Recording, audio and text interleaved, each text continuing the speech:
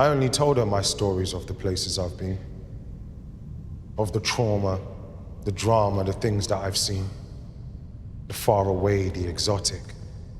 It all seeped into her heart. That's the only voodoo I do. You can't keep us apart.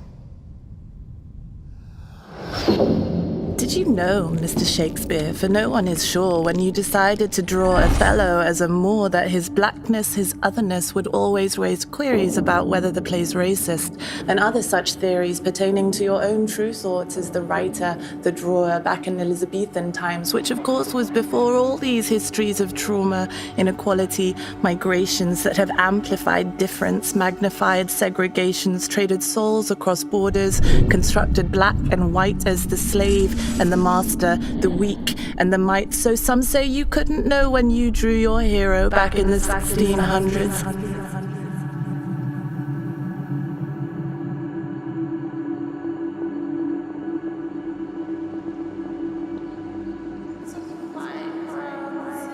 But it wasn't quite ground zero, because I read in the Cliffs Notes that back then England's queen proclaimed her discontent at what she had seen as a swarm of neggers and blackamoors who crept into the realm to the annoyance of her people. So in taking the helm against these aliens, mostly infidels, consuming relief, she made this guy Casper, who was a merchant, the new deportation chief. So, Mr. Shakespeare, though the slave trade hadn't yet turned hearts to stone, it could be argued that as humans we've always been prone to attacking those weaker or darker or different, or fearing the other or marking their dissent. In your own words, Mr. Shakespeare, you pose black as the devil and create characters who speak race at an astounding level.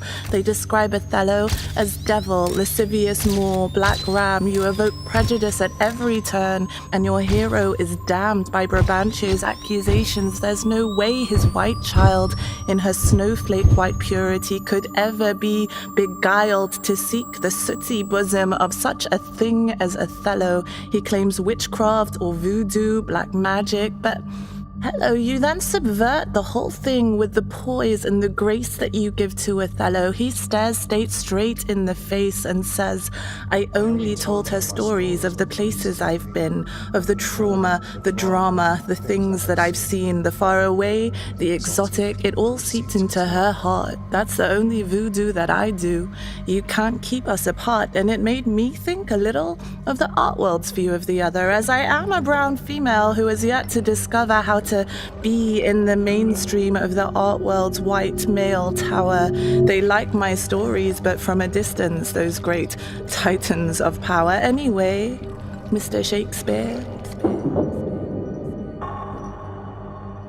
James Earl Jones performed Othello's speech about voodoo to Barack at the White House. It's on YouTube, and you knew so well back then how to write for the other, how to give credence to difference and give words to a brother. So I can see why this role garners so much attention. It's a role any black actor worth his salt hopes to mention. But wait, Mr. Shakespeare, back in your day, there were no black actors or women playing your treasured roles, only white ones. Nicholas Burt, Edwin Forrest, Edmund Kean, Ira Aldridge was black, but some found that obscene. What is obscene to me is how recently blackface was banned in Othello. It's a total disgrace.